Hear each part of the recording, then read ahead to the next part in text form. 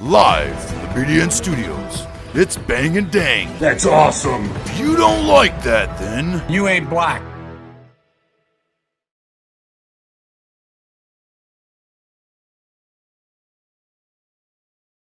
Welcome back to Outlaws, a Gunslingers Mafia edition with your hosts Bang and Dang. Still continuing on with this Genovese crime family, which we coming up to one of the longest reigning bosses in the whole history of this family so far.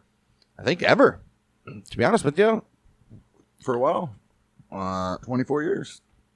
Yeah. Until he died. Because I believe the guy that's boss now was boss. Who's never 21? The other guy. Strollo or something, was it? Lombardo? Yeah, Lombardo. He was there there for 21 years. No. From like like 69 to 85 or something. Whenever Gigante took over. 69 to 81, yeah. 69, 81, huh? 12 years. But the guy that's currently the boss was front boss or whatever while he was in prison. Gigante was in prison. Then that guy went to prison. He got out in like 2000 something. And he's been the boss since then. So I don't know. It could be about 20 years for him now too. But we'll get to him later on down the line. We're covering Vincent Louis Gigante, otherwise known as the Chin. Hey. And they call him the Oddfather for the crazy things he used to walk around the streets mumbling to himself like he was crazy or something. You'll see all about that coming up. He was crime family boss. He was the boss of the Genovese family from 81 to 2005. Hey. He was born in New York City. See, now we're getting to the guys that are born in America. Right.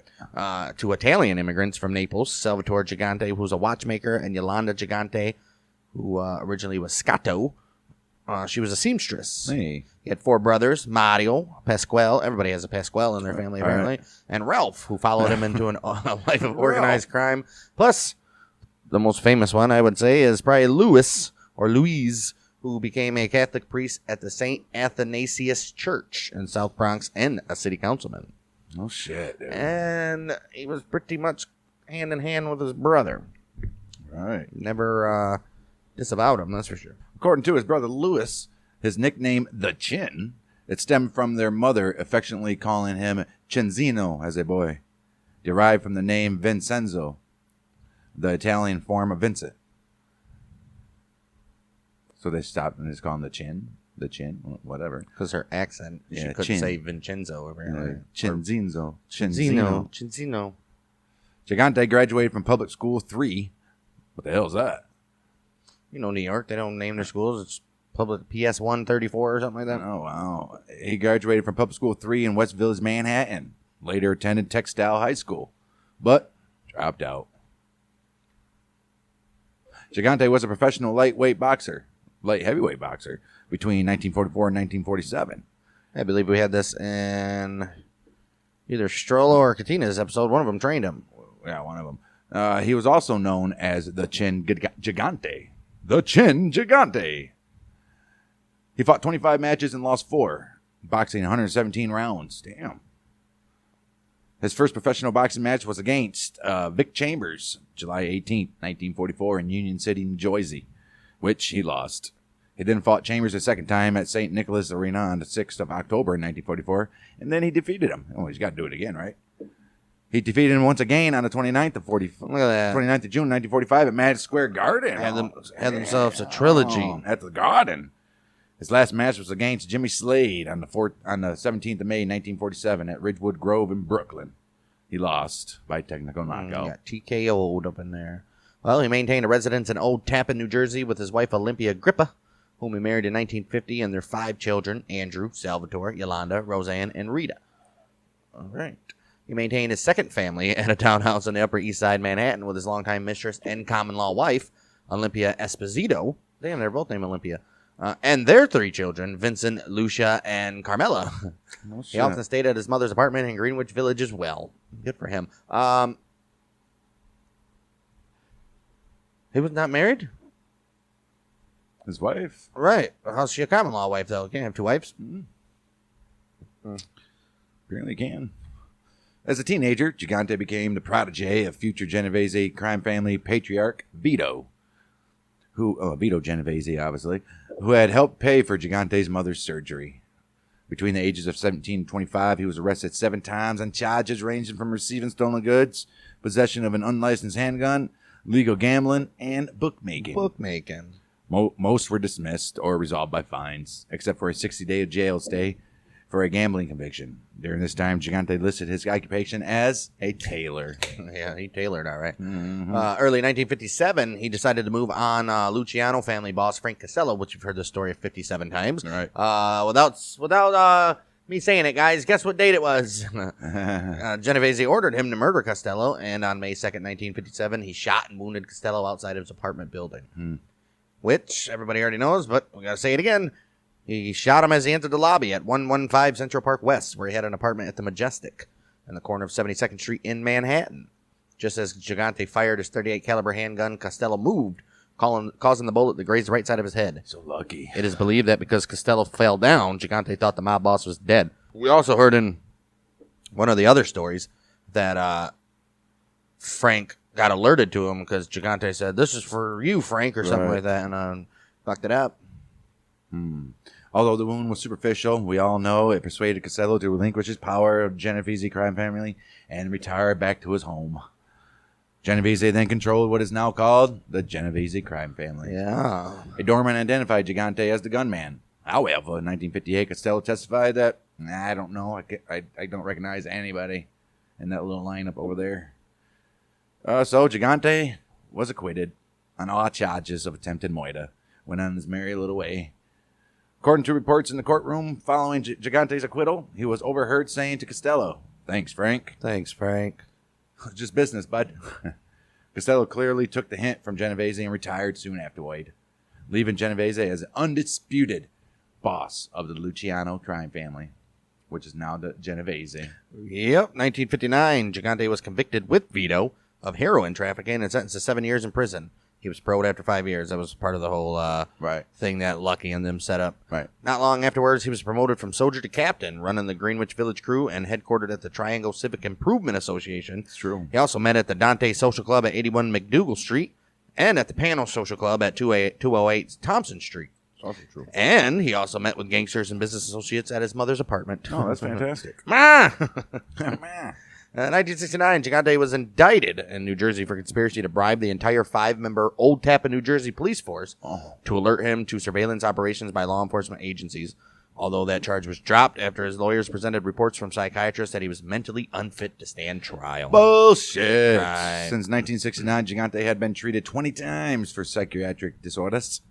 Gigante's primary treating psychiatrist, Eugene De Adamo, he noted, Vincent Gigante has been diagnosed since 1969 as suffering from schizophrenia, paranoid type with period acute exacerbations, which result in hospitalization. Schizophrenia, huh? Supposedly. Gigante's lawyers and relatives said that Gigante had been mentally disabled since the late 60s, with a below normal IQ of 69 to 72. Damn, he looks stupid. He looks like one of those idiots, right? According to people familiar with these mental problems, were all a ruse. They're like, He walked the streets of his neighborhood, Greenwich Village, half naked and only a bathrobe and nightgown. Conversed one-sidedly with stationary objects and even started peeing publicly. Wow. His infamous nickname, the Oddfather, originated from his overarching antics back then. Yeah, well, 1981, he finally gets his shot because Genovese's successor, Philip Lombardo, or Benny Squint, stepped down as boss due to poor health. With Lombardo's support, Gigante became boss of the family. Look at that. Anthony Fat Tony Salerno was made front boss of the family in order to fool law enforcement. See, this is how Genovese's family survived so long. Yeah. Gigante built a vast network of bookmaking and loan sharking rings, and from extortions of garbage, shipping, trucking, and construction companies seeking labor peace or contracts from carpenters, Teamsters and laborers unions, including those at the Javits Center, as well as protection payoffs from merchants at the Fulton Fish Market. You think he knows where Jimmy Hoffa's at? Probably. Well, yeah, of course. Why wouldn't he? Right. Fellow Teamster. Gigante also had influence in the Feast of San Gennaro in Little Italy. Operating now gambling. We're going to get comments. It's Gennaro. Right. Gennaro is one of them, yo. He operated gambling games, extorting payoffs from vendors, pocketing thousands of donated dollars to a neighborhood church. Aw, you're not supposed to take the church's money. until a crackdown in 1995 by New York City officials. They're like, hey, man, can you not do it so openly? April 13th, 1986, Gambino crime family underboss Frank DeSico was moited when his car was bombed following a visit to Paul Castellano's loyalist James Fila. The bombing was carried out by Victor Amuso and Anthony Castle of the Lucchese crime family, under orders of Gigante and Lucchese boss Anthony Corello, to avenge Castellano and Thomas Bellotti by killing their successors. John Gotti also planned to visit Fila that day, but canceled, and the bomb was detonated after a soldier who rode with DeSico was mistaken for the boss. Yeah, Gotti almost died that day. Yeah. According to sources, this bombing was planned to kill Gotti after he ordered the hit that took out Castellano. Oh. Gigante was furious that Gotti ordered the hit without getting the okay from him first. Gotti's failure to receive permission from Gigante and the other bosses on the Mafia's ruling commission was a violation of basic mob etiquette and an affront to the power of the sitting Mafia Dons. Gigante... an underrated movie. The Mafia Dons? No, Gotti. Oh. With Well. John Travolta. Not bad. You mean terrible? Not that bad. Yeah. There's a lot of truth in it, though. It's good. It's good. I don't think so. It's decent. Gigante was also infuriated by Gotti's high-rolling lifestyle and its cordon of media attention. The Teflon Don, old Gotti is. The old-school chin preferred to keep his mouth shut and his business to himself. Damn right it did. Yeah. January 1987. Salerno was sentenced to 100 years in prison for racketeering, along with other top members of the New York crime families, as part of the Mafia Commission trial. Sure was. Salerno had initially been billed as the boss of the Genovese crime family. However, shortly after trial, Salerno's longtime right-hand man, Vincent the Fish Gaffaro, he joined informant and told the FBI that, in fact, Salerno had not been the real boss. He was just a front for the real boss. And his name was Vincent Gigante. Gaffaro also revealed that the Genovese family had been keeping up this ruse since 1969. You know that guy Lombardo? Yeah. Boss. What? No. Yeah. Yeah. FBI bugs had captured a conversation in which Salerno and Capo Matty the Horse Ianello. Which we'll probably have next week with him alongside Dominic Cirillo, who both of these guys were front bosses or intern bosses while Vincent was in jail. So. Right, the FBI captured a conversation with Salerno and Capo Matty the Horse Ianello. They were reviewing a list of prospective candidates to be made in another family. Well, this guy could be made. I don't know. Is he all Italian? I don't know. Do they have to be nowadays? I think that's the rule. Well, no, remember they didn't do the rules again until like 2000 something. Frustrated that the nicknames of the wannabes had been If you want to be a mafia, if you want to be made in the mafia, you gotta have your nicknames. You gotta kill your best friend. Right. Frustrated that the nicknames of the wannabes had not been included, Salerno shrugged and said, "I'll leave this up to the boss." Oh, but you're supposed to be the boss, Salerno. Oh. Gigante was reclusive and almost impossible to capture on wiretap, speaking softly, eschewing the phone, and even at times whistling into the receiver. He almost never left his home unoccupied because he knew FBI agents would sneak in and plant a bug. Right. Wow. Genovese family members... Genovese members were not allowed to mention Gigante's name in conversations or phone calls. Nope. When they had to mention him, members pointed to their chins or made the letter C with their fingers. During Gigante's tenure as boss of the Genovese family, after the imprisonment of Gotti in 92, Gigante became known as the figurehead Capo di Tutti Capi, which is the boss of all bosses. Despite that position being abolished in 1931 with the murder of Salvatore Maranzano, but there was always the one Don that was more Luciano powerful. for a while. Right. And then it was Genovese Vito. Right. Yeah. From 1978 to the year 1990, 4 of the 5 crime families in New York, including the Genovese family, rigged bids for 75% of $191 million, or about $142 million of the window contracts awarded by the New York City Housing Authority. Look at that. Good for them. They can put in good windows. Sure. Right. Installation companies were required to make union payoffs between $1 and $2 for each windows installed. Damn. Yeah. That was fucking crazy. 1988, Gigante had open heart surgery. Oh. May 30th, 1990, he was indicted along with other members of the 4 of 4 of the New York crime families for conspiring to rig those bids and extort payoffs from contractors on multi-million-dollar contracts with the New York City Housing Authority to install windows. Gigante attended his arraignment in a pajamas and bathrobe, and due to his defense stating that he was mentally and physically impaired, legal battles ensued for 7 years over his competence to stand trial. It's like it took 7 years. Appeals, man. June 93, Gigante was under indictment again, this time charged with sanctioning the murders of 6 mobsters and conspiring to kill 3 others, including John Gotti. Oh, wow. Crazy. At sanity hearings in March of 1996, Sammy the Bull Gravano. Oh, dude, I can't wait till we get to Sammy the Bull. Former underboss of the He's got a podcast now. Yeah. He's a former underboss of the Gambino crime family who became a cooperating witness in 1991. And also Alphonse Little L. D'Arco. He was a former acting boss of the Lucchese family. He testified that Gigante was lucid at top-level mafia meetings and that he had told other gangsters that his eccentric behavior was just a pretense. Gigante's lawyers got testimony reports from psychiatrists that from 1969 all the way up to 1995, Gigante had been confined 28 times in hospitals for treatment of hallucinations and that he suffered from dementia rooted in organic brain damage. Okay. Well, 1996, the old judge, New York, the judge of the United States District Court for the Eastern District of New York, Eugene Nickerson, said, "You're mentally competent to stand trial there, Gigante." He eventually pleaded not guilty and has been free for years, and had been free for years on $1 million bail. Right. Gigante had another cardiac operation in December of 1996. And June 25th, 97, his trial started. He was in a wheelchair. Oh, jeez. From Encyclopedia.com, writer B.J. Wellborn writing about the trial. After finally bringing an exclusive chin to trial, the government's case rested on 2 things. 1, proving the mobster he really was a top crime boss. You got to prove that. And number 2, establishing that he had the mental competence to issue orders and run the family business. Right, even if he was a top crime boss. Right. Supposedly. Right.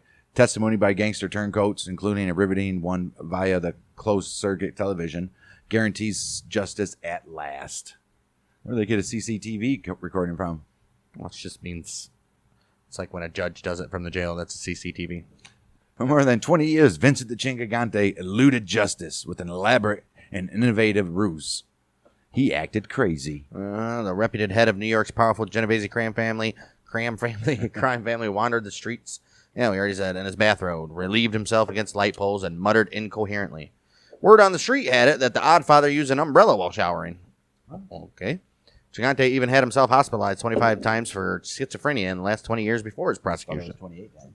Right. Federal authorities claimed that the charismatic ex-boxer, mafia boss, he committed himself whenever they came close to indicting him. In a seemingly endless series of competency hearings, Gigante's lawyers stalled prosecution for nearly 7 years, saying their infamous client was mentally unstable. He don't know what's going on right now. This guy's a nut. Finally, in August 1996, federal judge from New York, he said to Chin, "You are competent to stand trial." Gigante, twitching, trembling, talking to himself in the courtroom, faced 21 charges ranging from racketeering and extortion to the moitus of 2 mob rivals. Yep, federal prosecutors also charged him with ordering several gangster murders as well as conspiring to murder 3 others. Notorious New York crime boss John Gotti was on that list. Gigante reportedly plotted the executions because the target mobsters allegedly had violated a mafia rule against committed murders not sanctioned by mob chieftains. Yeah, you can't do that. During his 4-week trial in 19... get taxed. Or don't do it again, at least. Right. You're a made guy. Right. But you can't kill other made guys without approval. So true. During his 4-week... That'll get you killed from approval. Right. During his 4-week trial in 97, the question of the 68-year-old Gigante's sanity remained central, along with the issue of whether or not he actually ruled the Genovese family. Prosecutors claimed that Gigante feigned mental illness. He faked it, they said, all the while directing operations from the Genovese crime family. The Genovese family reportedly reigned the strongest of New York's big 5 crime families, including the Bonanno, Colombo, Gambino, and Lucchese clans. Gigante's defense told jurors their client whispered to light poles and told psychiatrists he heard the voice of God. They argued that because the mobster clearly was mentally incompetent, he couldn't have the acuity to concoct sophisticated plans for kickbacks. How do you pronounce sophisticated perfectly? And then it's like the little word. You're like, I don't know what that means. He couldn't have the acuity to concoct sophisticated plans for kickbacks, bid rigging, and moitas. There's no way. He's mentally Well, incompetent. yeah, you would think, right? They claim he was unable to issue orders to Genovese's soldiers because he couldn't even order himself. Right. Prosecutors built their case on the testimony of 6 mob informants and a dozen law enforcement agents. The defense presented no witnesses. Well, why would they? Yeah. Gigante did not take the stand. He sat in a wheelchair during the proceedings, at times seemingly oblivious to the drama unfolding in the Brooklyn federal courtroom. First to testify for the prosecution was Peter Big Pete Chiodo, a former captain of the Lucchese family. The 400-pound Chiodo, whose bulk may have helped him survive a dozen bullets fired into him during a 1991 hit. Yeah, I bet. He said he had heard Gigante referred to as the Genovese family boss on several occasions. Like he didn't know. Right. Chiodo also testified that he had angered Genovese family members once when he used Gigante's name in a conversation instead of the word chin. Oh, yeah. He said that mob bosses prefer their nicknames, and Gigante was emphatic about it. Sometimes gangsters simply referred to Gigante by stroking their chin. Anthony Fat Tony Salerno and former Lucchese crime family captain El D'Arco related similar stories on the witness stand. Salerno turned? Yeah, too. Oh, what a bitch. Ex-Gambino family underboss Salvatore Samuel Gravano, he testified in a thick Brooklyn accent that Chin was the boss. Yeah, that Chin was the boss of the Genovese family. Gravano had confessed to 19 moitas as part of the 1991 deal with the government to testify against reputed mobsters for at least 2 years. Damn, you got to do it for 2 years? Yeah, man, you got to bring down everybody. He had spent 5 years in prison. Yeah, good for him. But it was turncoat. How do you think he survived in prison? There's no way I guess he was a government witness, so. Definitely didn't have him in Gen Pop. And number one, they probably wanted to put him in witness protection afterwards, but this dude's like, nope. He was still involved in gangster shit when he got out. So he had stroke. Maybe everybody wanted Gotti gone anyway. So I don't know. Possible. But it was turncoat gangster Peter Savino who emerged as the government's most important witness. Savino, a Gigante assassination target, was the only prosecution witness with direct ties to the family. Uh-oh. The 55-year-old mobster testified via closed-circuit television, visible both to Gigante and jurors from an undisclosed location, right? He was too ill to travel, so right. Yeah. Sweating profusely and constantly mopping his brow with a paper towel, Savino testified for a day and a half. Holy shit. Obviously in pain, he frequently asked for breaks, which Judge Jack Weinstein granted. Yeah, I'm surprised. They must have shot him up a couple times, huh? Savino told how he was the Genovese family's man in a vast network of bid rigging and extortion schemes. Oh, shit. He related how the crime family earned millions of dollars in kickbacks from replacement window contracts. And Savino produced taped conversations to back his story. Damn. Oh, this dude had taped conversations. Right. Damn, he must have been planning this for a while. They probably got to him. Ironically, Gigante might not have taken it on the chin from Savino if he had been able to keep up the stalling tactics that had served him well so far in nearly 7 years now. Only 3 months after his testimony, Savino died of cancer of the lungs, the liver, and the pelvis. Holy shit. In his closing arguments, Gigante's attorney, Michael Marinaccio, he branded the turncoat gangsters psychopaths and liars. Psychopaths, probably. Right. Claiming they tailor their stories to get favorable government treatment, just to knock their own sentence down. Hey, whatever. Assistant U.S. Attorney Andrew Weissman countered that the mafia squealers were telling the truth. And they said if they weren't, they would lose their promised freedom. In the old world, lying was a way of life, he told jurors. After they made a deal with the government, lying risked everything. Oh, and the juries are like, oh, really? Marinaccio produced a series of elaborate charts to remind jurors how many people the government witnesses had admitted killing. He warned the jury not to believe the words of 6 madmen. Gigante stared vacantly from his wheelchair. Right. I mean, yeah, you were getting witnesses that killed a bunch of people, but why lie now? Right. The panel of 8 women and 4 men deliberated 16 hours over 3 days before delivering a guilty verdict. Jurors decided Gigante indeed headed a sophisticated bid rigging and kickback scheme to infiltrate the window replacement business. It's a hell of a business. Who just sits down and like, you know what kind of business we need to infiltrate? Right. The window replacement. We need to get to DW Windows. Damn right. Or what the hell's the one? Yeah. Wall-side windows or some shit. Yeah. He also was convicted of conspiring to kill former Savino, as well as Gambino crime boss Gotti and his brother Gene. Jeez. Oh, jeez. Gene Gotti, yeah. I think Gene took over for John, didn't he? Gigante affected the role of crazy man to the bitter end. At his sentencing on the 18th of December, 1997, Judge Weinstein ordered the Chin to shed his sweatpants and to don gray slacks and a blazer from a stash of used clothes set aside for improperly attired defendants. Oh, yeah. Said, you're going to dress right. Mm-hmm. Looking dazed and confused, Gigante said, good morning. And he said that to the judge and also the courtroom viewers. He listened glumly as the judge gave him a 12-year prison term and imposed a $1.25 million fine. With mandated good time, Gigante could be free in 10 years. He noted that the Chin sentence could have been as much as 30 years. But Judge Weinstein stated he had weighed Gigante's documented hypertension and heart problems against his crimes. Oh, so he gave him a little lenience there, Right. huh? Nevertheless, Gigante appealed. Idiot. Right. The U.S. Court of Appeals for the Second Circuit affirmed Gigante's conviction in January of 1999. He then petitioned the U.S. Supreme Court, claiming he was denied a face-to-face confrontation with Savino when the dying man testified via closed-circuit television. Was there any cross? Sure there was cross-examination still. It's a law that you're supposed to face your accuser. He did. He did. He says right there he denied. Yeah, face-to-face is TV. I guess. It's not like it was not live. Right, I guess, yeah. And he got cross-examined by his lawyer, so...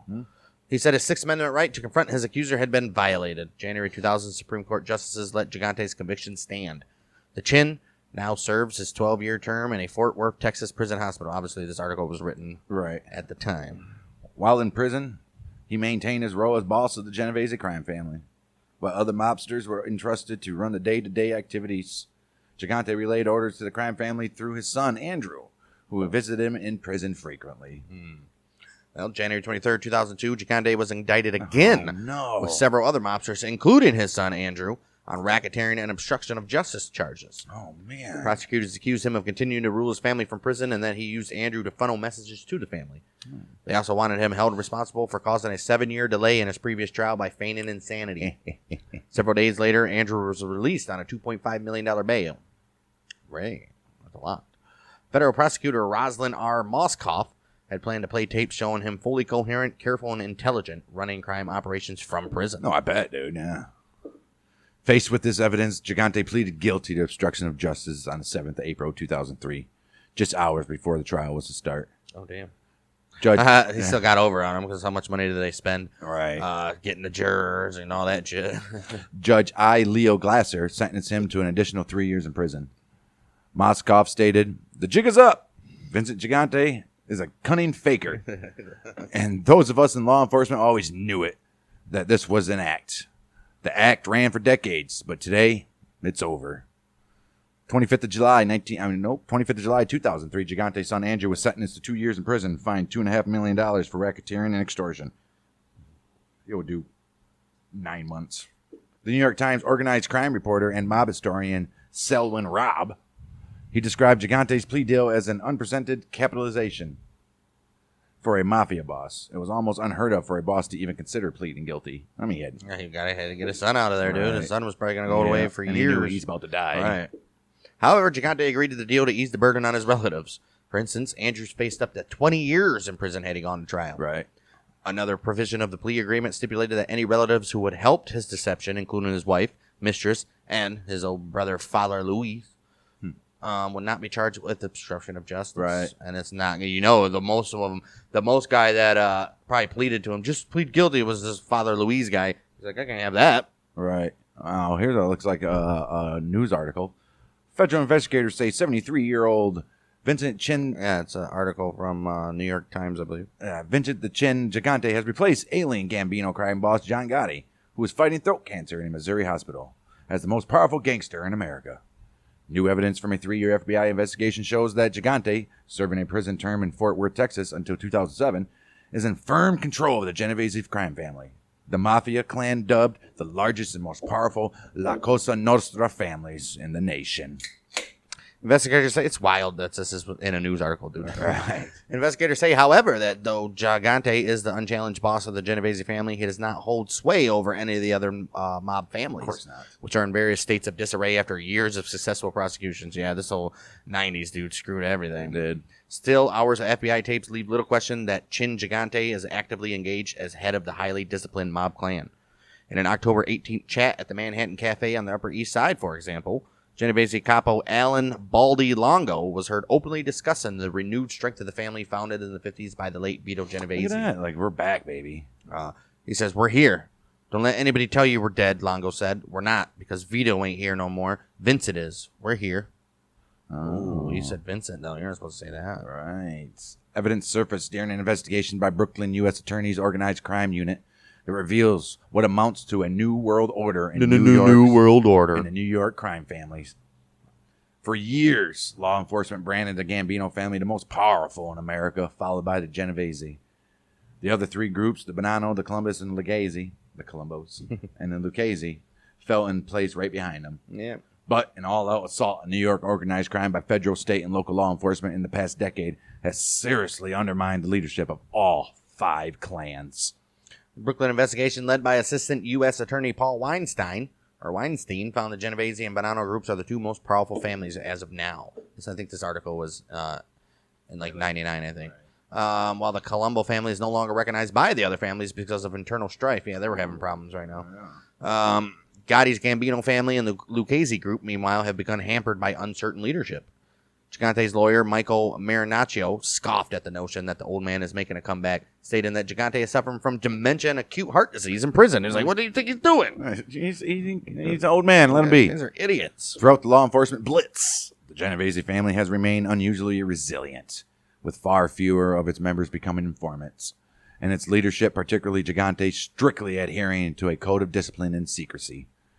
Genovese family is involved in a catalog of crime, murder, extortion, loan sharking, gambling, drugs, stock fraud, money laundering, bank robberies, obstruction of justice, shaking down unions. While other families have been kicked out of the carding industry and the Fulton fish market, Genovese families maintains a stubborn presence. That's what investigators say. And an ongoing FBI investigation has found the Genovese family has ventured into new territory, becoming immersed in pump and dump stock scams and controlling the newly hot marijuana market. You know damn right that was right. The Gigante's group has branched out into infiltrate local 32B-32J of the Building Services Workers Union, whose members serve apartment buildings across New York. Genovese tapes provide new evidence that the FBI says proves Gigante oversees it all. Vincent Chin Gigante is the current boss, although he is incarcerated. Assistant U.S. Attorney Daniel Dorsky said. Dorsky, yeah. He said during a recent court hearing, noting a family capo speaks freely of Vincent Gigante on tape. What an idiot. That guy probably got killed. You ain't getting. The Reverend Luis Gigante, who runs anti-poverty programs in the Bronx, he dismisses the idea that his 73-year-old brother is directing a Genovese family. Like, there's no way. He said, people talk. Hey, people talk. People talk. Hey, what do you got? Hey, people talk. Father Gigante says, oh man, this is weird. Father Gigante says Father Gigante says the FBI is misinterpreting the words heard on tape. He said, people talk. Women talk. You don't believe everything women talk about just because they talk on the phone. Wow. It's another manipulation of words of people of assuming things. He questions how his brother could get messages out to the mafia when he is visited only by his immediate family, noting, this implicates me. This implicates his wife. His children. I will not stand this. Who's bringing these messages out? Don't tell me it's one of my nephews. We schooled them to be upstanding citizens. This is ridiculous. Federal prosecutors, however, recently stated in court papers that Gigante appeared more physically and mentally alert than during his racketeering trial. Oh, shit. At the center of the investigation is a Genovese associate named Michael Cookie Durso. For 3 years, Durso, who was up for membership in the family, used a listening device hidden in his Rolex. Wow. To record conversations with much of the Genovese hierarchy. Oh, shit. Oh, no. What a dirty son Wow, of a that's bitch. cool, though. I guess. They're not going to search your watch. Yeah, They're going to pat you down for a wire, but not expecting one in your Rolex, dude. James Bond in it. Right. During a conversation at the Manhattan Cafe, in which Longo mentioned Gigante, the capo reiterates that Genovese family is the strongest La Cosa Nostra family, rivaled only by Joe's family, meaning the Bonanno family, headed by Joseph Massino. And prosecutors stated this in court papers. 5 days later, Gigante was mentioned again at the Capagnola?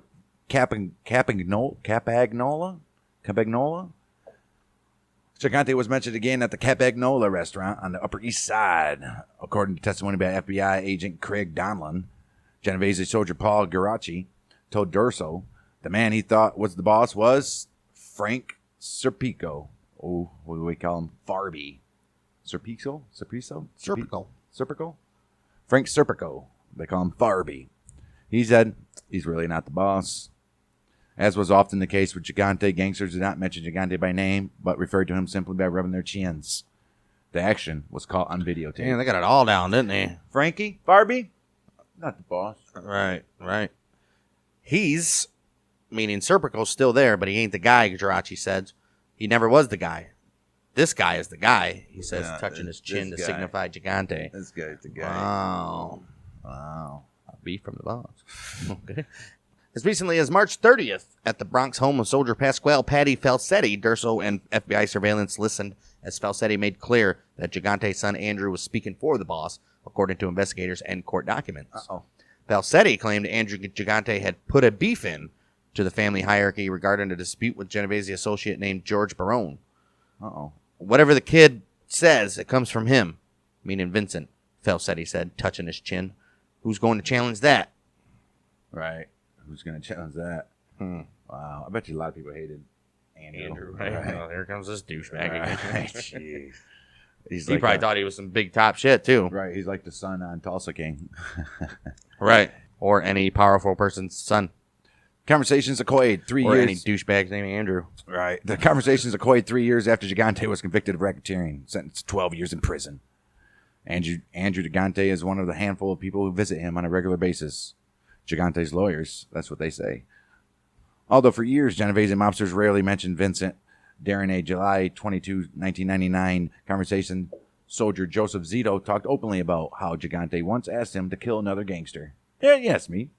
Zito described an incident that happened years ago when Vincent wanted a veteran soldier named Rosario Ganji killed because he'd heard Ganji wanted to call a made member of the family to testify at a hearing involving Ganji. Court papers state. What? Oh, he wanted one of the made guys to come testify in his case, and they're like, no, dude. Oh, yes, yeah. Oh, you can't have that. Right. The move would have compromised Genovese's rule of secrecy, and Zito claimed Gigante wanted Ross Ganji killed. Zito told how he intervened on Ganji's behalf to explain Ganji did not intend to call made members, and the whole matter was a misunderstanding. Right. The plan to hit Ganji was dropped. Zito then recalled a second incident in which there was a big sit-down between members of the Genovese and Colombo crime families over a Colombo capo named Joe Beck, who had disobeyed mob law. During this meeting, a capo suggested that they punish Joe Beck by breaking him, quote-unquote, or suspending his mob privileges. Ooh. We don't break our capos, Gigante responded. We kill them. Damn. All right. That mean old bastard Gigante died on December 19, 2005 at Medical Center for Federal Prisoners in Springfield, Missouri. His funeral and burial were held 4 days later, on December 23rd, at St. Anthony of Padua Church and Greenwich Village, largely in anonymity. Since Gigante's death, his family has continued to live very well. I bet they have. According to a 2011 report by Jerry Capici, Gigante's relatives earn more than $2 million a year as employees of companies on the New Jersey waterfront. That's legit. He is portrayed by Nicholas Capros in the 1998 movie TV film Witness to the Mob. Huh, I'm going to watch that. The Law and Order episode Fascia e Fascia first aired February 28, 1998, featuring an Asian mafia dom claiming mental impairment inspired by Gigante. Oh. Yeah, Law and Order always ripping off shit. All right. 2018 film Gotti. Gigante is portrayed by Sal Rendino. Yep. I didn't see Mobtown. Gigante is portrayed in the 2019 film Mobtown by Nick Cordero. This would be Nick Cordero's final movie role before he died on July 5th, 2020. Oh, jeez. He's portrayed by Vincent D'Onofrio in the 2019 TV series Godfather of Harlem. Everybody's seen that guy. He's been in like every movie. Yeah, that one guy. He's a bad guy, always. Gigante is portrayed by Tony Amendola in the 2022 TV series Blackbird. Huh. Also, the story of the FBI investigation into Gigante was depicted in the Season 1, Episode 7 of the FBI Files documentary show titled The Crazy Don. First aired December 8, 1998. And lastly, the National Geographic aired a 6-part documentary Inside the American Mob, where Gigante features prominently in Episode 5, The Rise and Fall of Gotti, while actions attributed to him are discussed in Episode 3, New York-Philly War. All right. Yeah. Oh. That worked out well. Yeah, I see. The Oddfather, huh? Yeah. This guy. The Genovese family is getting slick with their shit. Man, He really didn't kill nobody, though, right? I'm sure he He had people killed, but Right. wasn't really didn't really go into his actions and shit. Yeah, he had to have done some stuff while he was younger I'm sure. before he became boss. You'd think so. You would think so. Yeah, he tried shooting Costello. All right, that's it. And he was a boxer. I'm sure he ran around, did stupid shit. Right. Well, up next week, we'll have one of the guys that, in typical Genovese fashion, they like to put in acting bosses while people are in prison. And Right. one of those acting bosses while Gigante is put away is a guy called Dominic Quiet Dom Cirillo, who is still alive, born in 1929. No shit. He is still a high-ranking member of the family. No shit. He briefly served as the boss for Vincent. Probably going to be Dominic Cirillo and the Matty the horse Iannello that we mentioned earlier for the next episode. And then I think we'll try to move on to the acting boss, or not the acting boss, the boss right now. All right. Which I forget his name, but he's supposed to have been the acting boss, or the acting boss. He was the acting boss for a minute. And then now he's the boss now. And then hopefully, and then I think there's a couple, as for main bosses, that's all of those. And I think we might have a couple, maybe some capos that have a decent story, some front bosses, underbosses. Other than that, we don't got too many people on the Genoveses left. So we'll be moving on to a different family, probably the Gambinos next, maybe. Or maybe we'll say Gambino. I don't know. Gambino's going to have Gotti, and that's probably going to be our most important one that we do. Well, we'll see. Either or. You know where to find us here on the Outlaws and Gunslingers. In the meantime, go check out our new show, according to Wikipedia, where this week we are going to be talking about the Hobbit book. That's definitely something people that listen to mafia stuff would be interested in. Hey, it's not our fault, man. Right. We don't get to pick that. We spin a random wheel and it decides. But last week's episode was all about sexual intercourse. You mob lovers love that, right? Right. And the week before that was climate change. Ooh. And then each week That one may get us canceled. I think it has, because we have gained no subscribers on YouTube since that's been put out, by the way. And speaking of YouTube, at Bang Dang Network on YouTube, where we post our episodes every week there as well. And we Battles of the American Civil War, which we're winding down. Well, not winding down, really. We're still in like August of 1863, but still got a lot of war left. So go check us out wherever you get your podcasts, and we'll be back next week for some more moitas and some more probably names that we don't know how to pronounce. So Right. Hey, bear with us, boys. we'll be back next week. We're the Month of Michiganders. Bang, bang.